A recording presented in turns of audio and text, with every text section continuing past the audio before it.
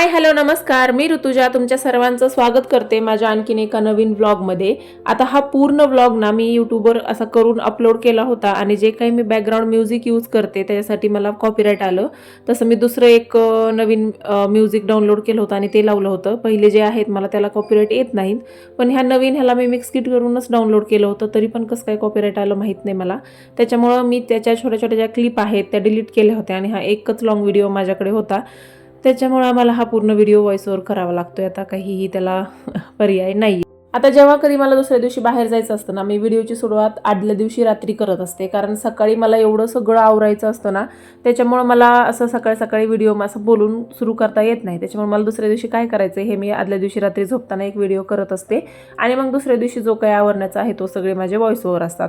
आता इथं पण मी तेच केलंय, पण तो व्हिडिओला कॉपीराईट आल्यामुळे मला हे व्हॉइस ओव्हर करावं लागते. आणि आम्हाला दुसऱ्या दिवशी जायचं होतं येडाईला आणि हे आले नव्हते, त्याच्यामुळं 10:30 पावणे 11 वाजले होते. तरी पण सौ काही झोपना झाली होती आणि थोडी नाराज पण होती ती, कारण तिला 9च्या नंतर बाबा लागतातच तिचे. त्याच्यानंतर तिनं रुसली होती त्यांच्यावर की बाबा काय येईना गेलेत म्हणून. ती व्हिडिओमध्ये पण बोलत नव्हती. बघा कशी मागं तोंड करून बसली आहे ती. दुसऱ्या दिवशी सकाळी लवकर निघायचं होतं म्हणून म्हणलं होतं लवकर झोपावं, पण सौ झोपना. म्हणलं असू द्या आता चला. आणि मला ना त्या दिवशी रात्री एवढा लोड आला की कसं होईल काय होईल. मी पहिल्याच वेळेस असा खेटा घालणार होते आणि मला चक्क 2 वाजेपर्यंत झोपच नाही आली. त्याच्यानंतर दुसऱ्या दिवशी सकाळी 7 वाजता सगळं आवरून निघालोत. आता साऊला मी खाऊ घातलं नव्हतं, कारण साऊला खाऊ घालत बसले असते ना तर परत आणखीन अर्धा तास गेला असता. मग तिचं खायचं मी सोबत घेतलं आणि तिथं जाईपर्यंत तिचं खाऊन झालं. सकाळी वातावरण एवढं प्रसन्न होतं, नेमका सूर्य निघायला लागला होता, असा मस्त केशरी केशरी सूर्य दिसत होता. आता फोनचा कॅमेरा तेवढा चांगला नसल्यामुळे तुम्हाला फोनमध्ये तेवढा दिसलेला नाही आहे. आणि आम्ही असं सगळं आवरून निघालोत. आणि साऊला आंघोळ घातली की तिला खूप थंडी वाजते आणि तिला थंडी वाजली ती फार किरकिर करते.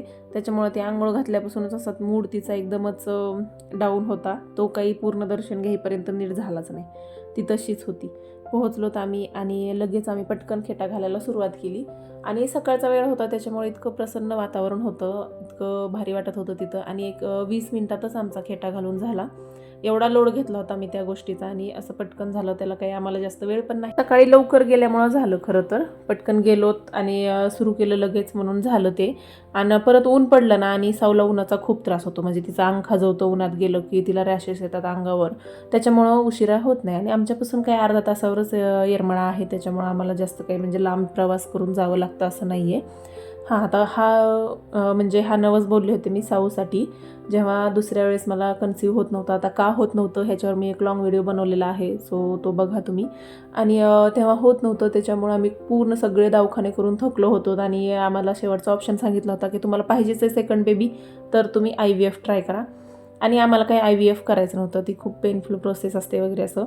आणि मग तेव्हा चैत्र महिना नेमका सुरू झाला होता आणि तेव्हा येरमाळ्याची यात्रा असते आणि मी पाया पडायला गेले होते. आणि तेव्हा आम्ही म्हणलो होतो माझ्यावर काही IVFची वगैरे ती तर मी करणारच नव्हते, पण आता एवढा शेवटचा ऑप्शन दिला आहे त्यांनी, मला तो करायचा नाही आहे. सो आता जे होईल ते होईल म्हणलं. मला नको म्हणलं तरी पण चालेल मला दुसरं आता बाळ, पण मी IVF करणार नाही. पण त्याच महिन्यामध्ये मी येरमाळ्याच्या म्हणजे येडेश्वरीला हा नवस केला आणि तेव्हाच मला सौ राहिलेली आहे. मला आता खूप जणीनं म्हणजे जेव्हा झालं ते मग तू का तपासलं नाहीस, तू तपासायला पाहिजे होतंस. मग म्हणजे काय करायचं तपासून ना, एकतर ती आम्हाला 10 वर्षांनी झालेली ना आणि आम्ही तिला तपासून काही खाली करणार होतो का, बिलकुलच नाही. आणि मला जेव्हा म्हणजे माझी सानू 4 वर्षाची होती ना, आधी वाटायचं की दुसऱ्या वेळेस तपासायचं हे करायचं.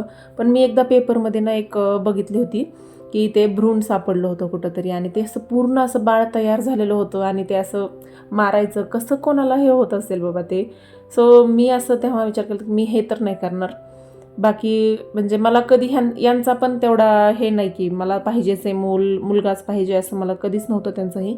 तर मला असं वाटतं की आमच्या दोघांचं काही नसेल तर दुसऱ्या कोणाचा मला काही फरक पडत नाही. आमच्या दोघांची लाईफ आहे, सो आम्ही दोघं ठरवणार आहोत की काय करायचं आहे ते. आणि त्याच्यामुळे आम्ही साऊच्या वेळेस तो निर्णय घेतला की आम्हाला नाही खाली करायचं. आणि एक 10 वर्षांनी राहिलेली ती आम्ही कसं काय तो करू शकतो. मला आणखीनही मी बाहेर गेल्यास भेटलं ना कोणी की विचारतं का बरं तू चेक केलं नव्हतंस का, दुसरी पण मुलगीच झाली. म्हणलं आता काय बोलावं तुम्हाला, नव्हतं केलं. म्हणलं मला काही अडचण नव्हती मुलगी झाली तरी, म्हणून नाही केलं मी. तरी पण बायका त्यांच्याच ह्याच्यावर असतात, मला माहीत नाही त्यांना का दुसऱ्याची एवढी पडलेली असते. पण मला असं वाटतं की म्हणजे आजकाल ना कन्सीव्ह होणंच एवढं हे झालं आहे, आई होणंच एवढं मोठं ब्लेसिंग झालं आहे, सौभाग्य झालं आहे की मुलगा हो नाहीतर मुलगी हो, की आई होणंच एक सौभाग्य आहे असं मला वाटतंय. कारण आजकाल एवढे प्रॉब्लेम्स यायला लागलेत, हार्मोनल चेंजेस लवकर व्हायला लागलेत. असो, ज्याचा त्याचा प्रश्न तो.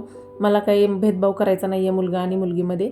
मी माझ्या साऊचा तो नवस होता, तो मी आज फेडला. आणि वर पण मंदिरात गेलोत ना तेव्हा पण जास्त काही गर्दी नव्हती, खूप लवकर गेल्यामुळं. त्याच्यामुळे आम्ही दर्शन पण खूप लवकर झालं आणि तिथं देवीसमोर आम्ही एक 5 मिनिट थांबलोतही.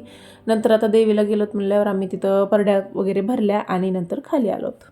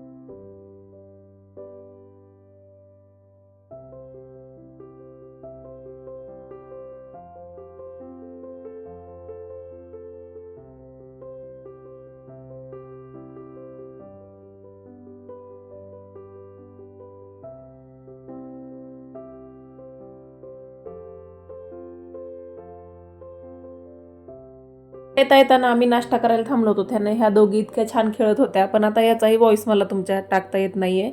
कारण त्याला बॅकग्राऊंड म्युझिक आहे आणि मी व्हॉइस जर वाढवला त्याचा तर ते पण वाजेल, परत कॉपीराईट येईल. असे सगळे प्रॉब्लेम्स आहेत. त्याच्यामुळं मी नाही टाकत आहे ह्याच्यात तो पण व्हॉइस. आणि नंतर आम्ही सगळं नाश्ता वगैरे करून घरी आलोत. नाश्ता काही एवढा चांगला नव्हता, मला काही आवडला नाही तो, बट असो आता.